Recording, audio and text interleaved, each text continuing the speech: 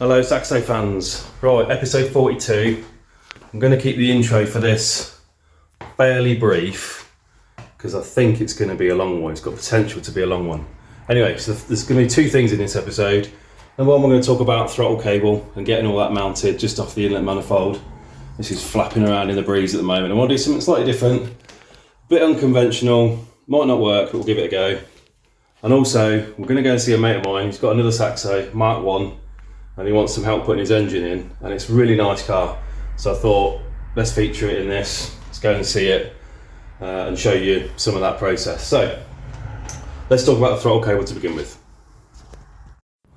Right, so this is the plan. What I have bought is a piece of billet aluminium. Don't ask me what spec it is, it doesn't really matter for this. It's not got to be ridiculously strong, I'm not going to be welding it, just needs to be the right shape. So my intention is to have the housing held essentially just under this little boss here where this fixing is, to have it somewhere there, and it just sort of goes to it's at a reasonable angle. You know, I can't have it too low because it clashes with the harness, can't have it too high because it clashes with the boss, so it sort of needs to sit about there.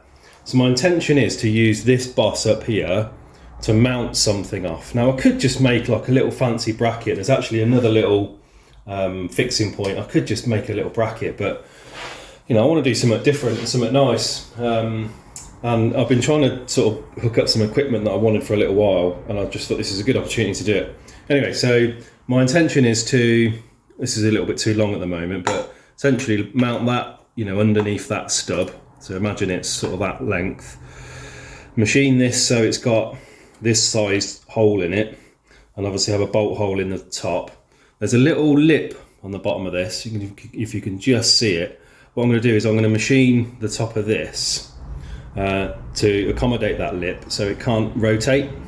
So I'll fix it in the top, have a machined lip in there so it sits in, bolt it in. This will be a solid piece to the right length with this just at the right angle and the right depth to just insert into it, and it can't go out. And then obviously there's the retaining clip which I've dropped, and I can just see it there, that will hold it in place. So that's the intention. Obviously at the moment it's a little way off because, you know, this is just a solid tube of aluminium. So I bought some equipment to help me do this. So let's go and have a look at that now, and I'll show you what I'm going to do. Right, so this is what I bought. Essentially, what I've created here is a makeshift milling machine. Now don't get me wrong, I would love a milling machine, but they're quite expensive. I think even the smaller ones start at around 600 odd quid. And for the amount that I use them, yeah, I just can't warrant spending that kind of money for the limited use. I know I'd probably find things to do on it, but actually it's one of those, you know, if this goes really well, then I might sort of get the flavour and maybe want to buy one. But for now, this is kind of what I'm going to do. So essentially I bought a, you know, really cheap pillar drill, which, you know, obviously has multiple uses beyond what I'm doing today, and will always become useful, and they're not that expensive. And then what I bought is a 2-axis vice. Now essentially this moves obviously in X or Y, depending on where you're looking at it, direction, and sideways as well. So essentially a small milling table. Yeah, but the only really real restriction is the range of movement. And obviously, you know, this moves up and down, and I can fix that in its lowered position. So for all intents and purposes, I've got 3 axes of movement. Don't get me wrong, it's nowhere near as sophisticated as a proper milling machine, and it's going to be rough and ready. But for what I need it for, I think it should be fine. Well, we're going to give it a go and find out. So what I've done, actually, I took this vice apart when I got it because it was quite loose. You know, these aren't precision machined bits of kit. So, and I've really tweaked it, I've oiled it, you know, put some grease in some nice places. So actually now it feels nice and smooth. There's no real movement in the actual vice itself. So what I'd like to do before I do anything is just mount a piece in the clamp, and just measure how much sort of run out there is. You know, if there's how far are things moving when I'm sort of pushing it along its axes in either direction. and just wonder sort of how straight things are going to be when I do actually end up machining something. Now obviously this is made for drill bits, but there's nothing to say you can't put a milling piece in there, which is currently what I'm waiting for. I've got everything I need. The other thing I bought was just a few little magnetic chuck pieces. So these have got little grooves in to hold circular objects, and they're magnetic as well, which is a Brucey bonus. So I'll put these in like so, and then clamp up the piece of work. Obviously I'm going to have to be fairly imaginative with clamping this in the right place, so I'm hoping that sort of works. But anyway, so what I'm going to do is I'm going to measure some of the run out now, and we'll see how accurate this is going to be. Probably not very accurate, but it doesn't need to be, just needs to do the job. So anyway, let's have a look at it.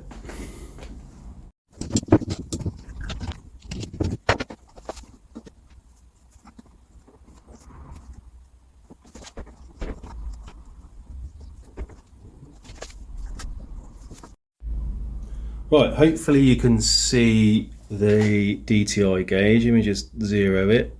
I'd say this is probably the cheapest DTI gauge known to man. But now ideally, obviously, I'd like this to not move in any way. But let's wind it along and we'll see what we get. So each one of those tiny marks is 0.01 of a millimetre. So we've moved 0.1 of a mil, 0.15. That's not too bad. So at its very most then we've moved 0.17 of a millimetre. Now obviously in machining world that's horrendous. But for this I think it's going to be fine. And I haven't even tweaked it, you know, I've literally just popped it in, clamped it up, jobs are good. So there's definitely more I could do with that. So let me have a little play and see if I can make it better. Okay, so I've had a little play, just had a little tweak of the piece in the jaws of the chuck there, using no tools, just literally backing it off, tweaking it with my hands. And this is where I've got to. It's still not perfect, but it's okay, I think. So obviously we're at 0 there. If you remember, we're at about 0.17, I think.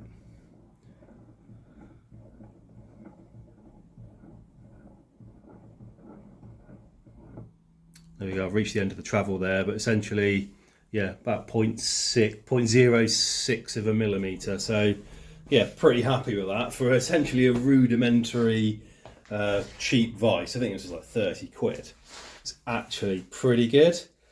And I think it's going to be more than enough for what I need to do. It's not tolerance, it doesn't need to go in anywhere. It's just literally going to be a bracket, essentially, albeit a slightly fancy one. But yeah, I just wanted to have a go at this because it just some, you know, just something interesting, really, a bit different. Keen to have a go. Anyway, so that's all good. I will get the milling bits. I've got to wait for those, and then the first step actually is just to turn this down to length because this is too long. It's 100 mil at the moment. I think it needs to be about 72 from my measurements. So yeah, let's wait for that, and then we'll come back when I've got them. Right, while we're waiting for the milling bits to arrive for this. We're going to jump now up to Matt's car and we'll kick off that process. So through the magical power of editing, we're going to drive 90 miles or however far it is and see you in the front of Matt's car in a sec. Right, we're here.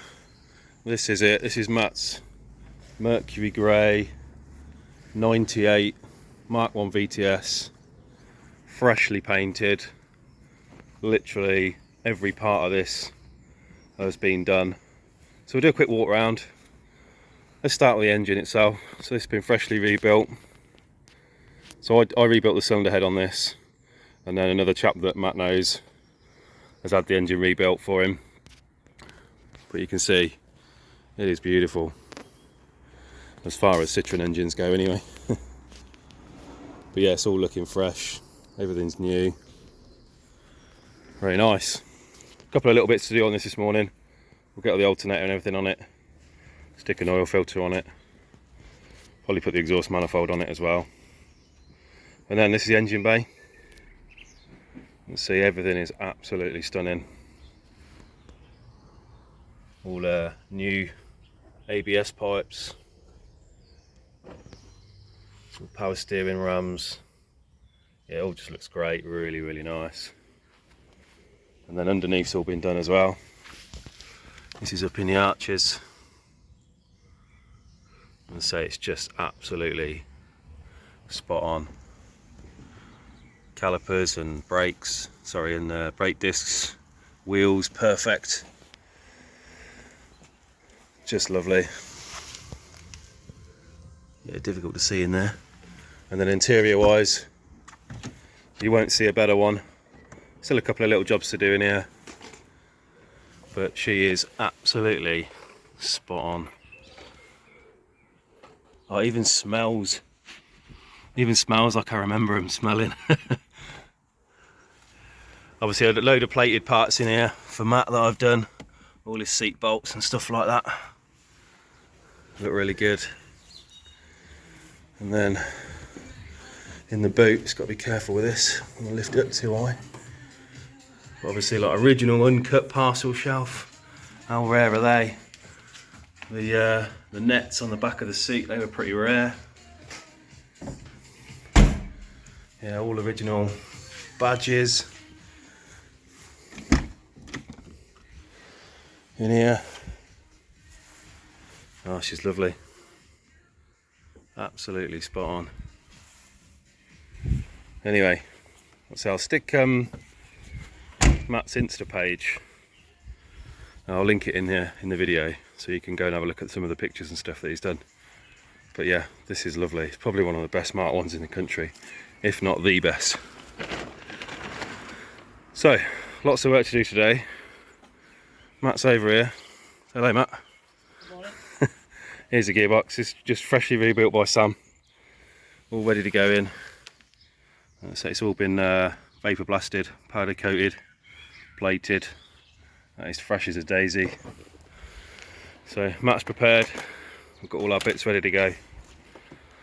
So let's get on with some of these jobs and we'll get this thing running, hopefully.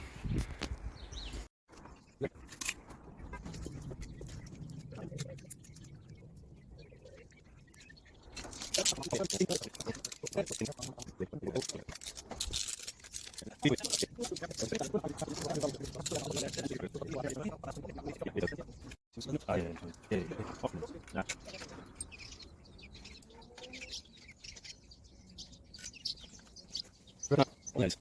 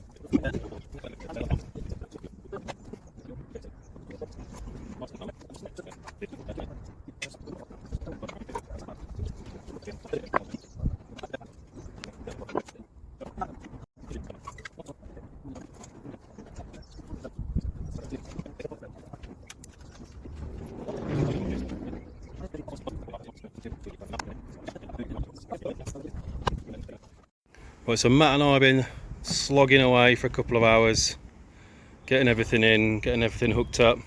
Now thankfully Matt's done a load of work up front, so everything's already refurbished, a bit sort of like what I did in terms of like getting everything bolted in, and then everything should just sort of like clip in and all that kind of stuff. So yeah, we're sort of at a point now where I think sort of running out of time in the day, and what I'd like to do is get it started, or at least try and crank it for now. So things like we haven't got the shafts in yet, which isn't critical for us to do a start. There's no gearbox oil in it at the moment, and obviously we're not going to put it in gear or anything like that. He needs to sort his clutch pedal out because that's not in at the moment. But there's no reason why we couldn't attempt to start. I mean, there's no exhaust on it other than the downpipes, so yeah, it's going to be loud if it does start. But essentially it's just going to be a if it cranks over. If it does start, then obviously we'll switch it off fairly quickly because it's probably going to have no coolant in it. But yeah, I'm keen to just see if it starts, and then I can then leave and Matt can crack on knowing that it does run. So what we're going to do is we're going to put some oil in. We're going to crank it without any fuel in just to make sure it cranks, and then we'll go fetch some fuel, prime it all up and go for it. See what happens.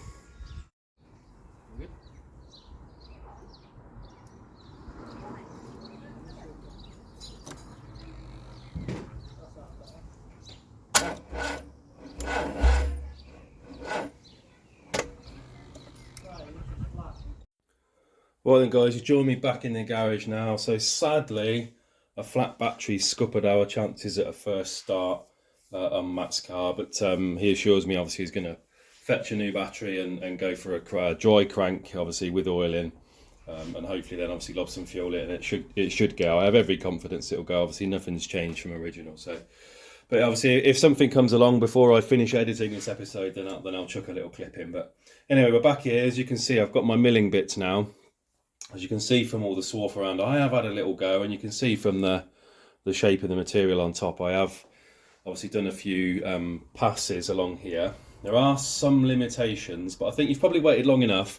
You probably just want to see some machining. So what I'll do is I'll take another little skim off here.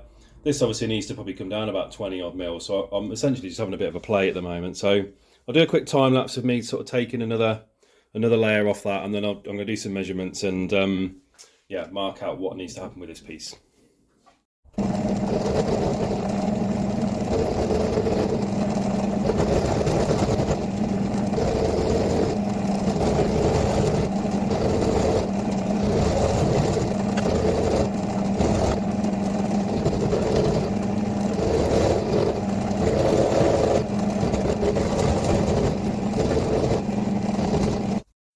So there you can see, I mean, fundamentally, it does work. Now what I've found obviously since starting and putting milling bits in is all of the tolerances of the kit really come into play. So obviously, I mean, if you just watch the drill head here, I can move this around quite a lot. Even though it's clamped down, there's a lot of movement in this, and that's just obviously down to the cheap kit.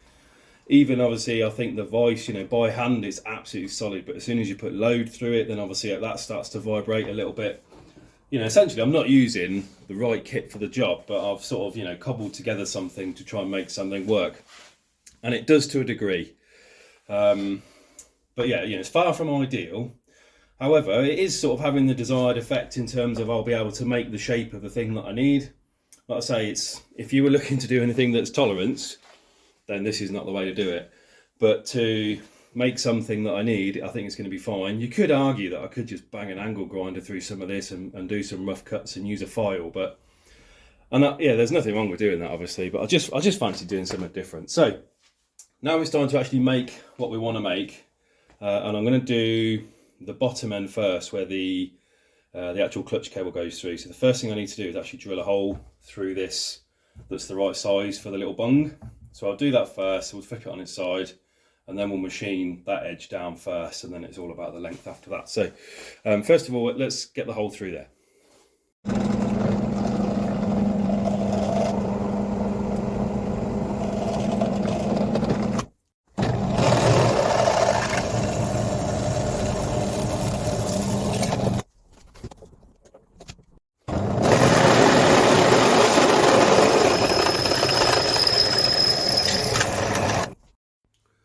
Right, so you can see we've got a 13mm hole all the way through. Essentially that's enough to put the little plastic sleeve through.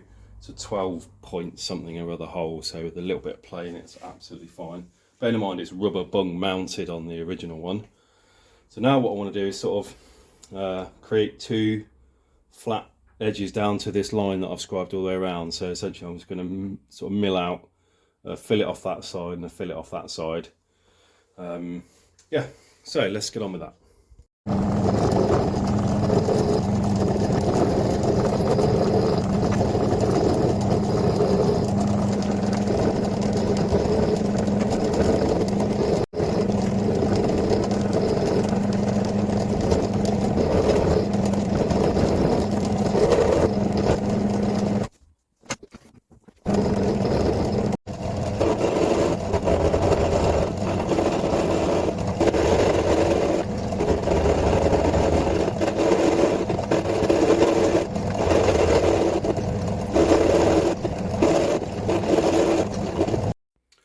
just pause there. So essentially this side is now machined away.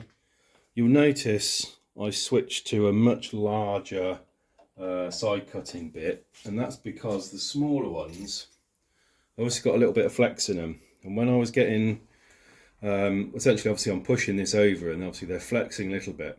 And as I'm then coming towards the end, it just rolls around the edge. And obviously it's all the tolerances in the machine that are just stacking up and causing it to flex. And as soon as it got near to a bit at the end, it would just roll around and obviously dig in, and hence what's happened here. But it doesn't happen with the much larger one. And actually I can cut it faster. I thought I'll just use the small one initially and go slow and steady, but actually slow and steady with the big one is proving to be much more effective. So essentially what you can see then is the clip on the car will go through here like a plastic housing, and then that gets clipped over the top, which stops it and keeps it in place.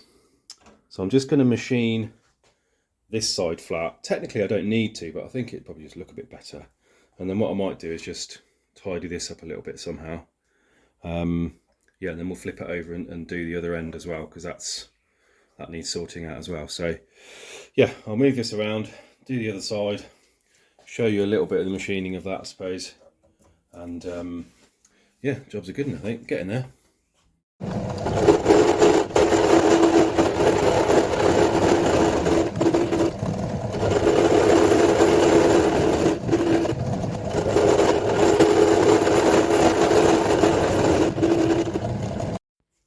Right, just offered that up on the car just to sort of show you roughly how it's going to be. So you can see the bottom end of it. That's essentially what it's going to look like, clipped in place. And now all I need to do is do the top end. So I'm probably going to have to take off about 20 mil of this. And then there's a little shoulder I want to machine into the top of that, so it's sort of mirror image, put a bolt hole through it with a thread. Yeah, and then obviously I can move this clip in and out depending on sort of cable tension, and obviously this will sit further back. It'll be, you know, more back here really. So yeah, quite pleased with that. I'm actually going to do it again from fresh, but as a first try, just to sort of learn. It's worked out all right, I think.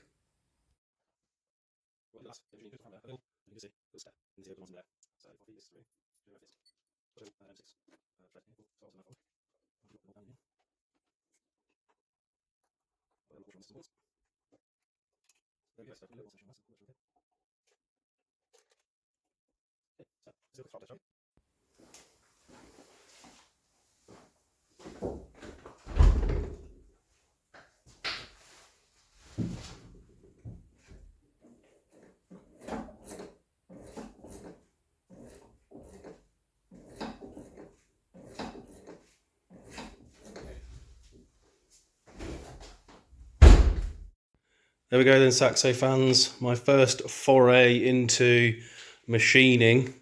Well, I can say functionally it's a success. I think machining leaves a lot to be desired. Essentially, I've hacked at it with a milling bit in a pillar drill with an adjustable vise. That's what it comes down to. But it does the job. I wouldn't really call it machining, if I'm being brutally honest. It just, yeah. There's so many limitations to that kit, and it is a bit sketchy, but I won't be doing anything precision on that, put it that way. But anyway, it's a job ticked off the list. So there we go. Yeah, so a little bit of a different episode, this one. Obviously, we did that bracket, and obviously we went up and saw Matt's car.